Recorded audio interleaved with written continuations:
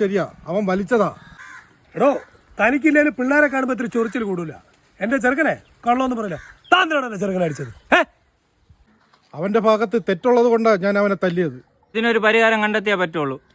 മാഷേ, എൻ്റെ ചെറുക്കൻ പറഞ്ഞ കേട്ടല്ലോ.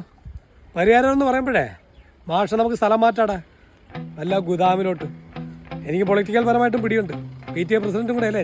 ദയവായിട്ട് അങ്ങനെ പറയരുത്. എൻ്റെ ഭാര്യയുടെ ചികിത്സ ഇവിടെയാണ് നടക്കുന്നത്. നിങ്ങൾ മറ്റെന്ത് പറഞ്ഞാലും ഞാൻ കേൾക്കാം.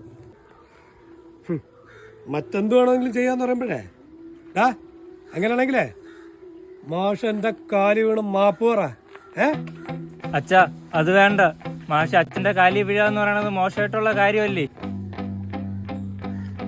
കണ്ടാണോ എന്റെ ചെറുക്കൻ പറയണത്? അങ്ങനെയാണെങ്കിൽ എന്റെ കാലി വീഴട്ടെ അച്ഛാ മാഷ്.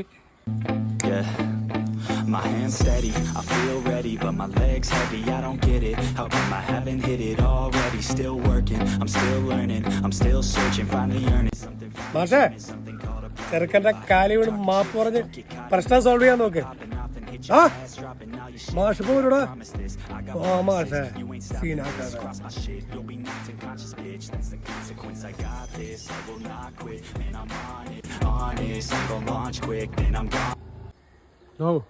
അത് വേണോ? മഹാപരാധമാണ്. മാഷ ചടക്കാതെ എന്റെ ചെറുക്കന്റെ കാലി വീണ്. മാഷേ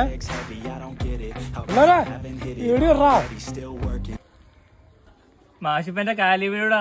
എന്നാ വീഡിയോ കയറാ, ഇന്ന് വൈറലാക്കാം നമുക്ക്. ഒരു അധ്യാപകൻ കുട്ടിയുടെ കാലിൽ വീഴുന്നു പറഞ്ഞാൽ എന്താണോ ഈ പറയുന്നത്?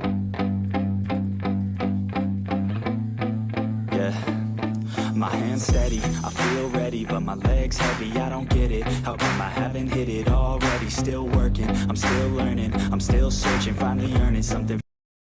എല്ലാം ഇന്നലെ കഴിഞ്ഞതുപോലെ അല്ലേ മാഷേ? അവനിപ്പോ എന്ത് ചെയ്യാടാ ആരോമല്? അവൻ നശിച്ചു മാഷേ. അവനെന്ന് നല്ല ഒന്നാം തരം കഞ്ചാവ്. അവൻ കൈവിട്ടുപോയി മാഷേ, കൈവിട്ടുപോയി.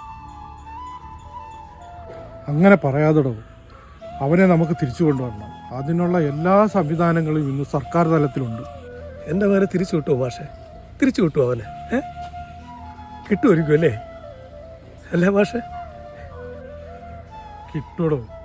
നമ്മളുടെ ആരോമനെ തിരിച്ചു കൊണ്ടുവരാം. അധ്യാപകരെന്നും ഏത് സാഹചര്യത്തിലും അവരുടെ വിദ്യാർത്ഥികളെ ഹൃദയത്തോട് ചേർത്ത് പിടിക്കുക തന്നെ ചെയ്യും.